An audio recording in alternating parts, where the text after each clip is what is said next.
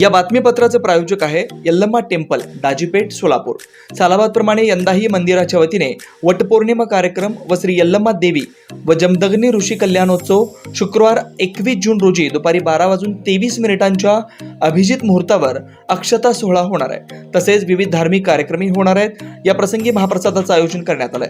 वेळ 12 ते 3, स्थळ दाजीपेठ, सोलापूर। आज बकरी ईद सणानिमित्त शांतता समिती बैठकीचं आयोजन करण्यात आलेलं होतं। त्यामध्ये नागरिकांनी आपल्या समस्या आणि काही सूचना सुद्धा मांडलेल्या आहेत। विविध विभागाचे अधिकारी या संदर्भात हजर होते।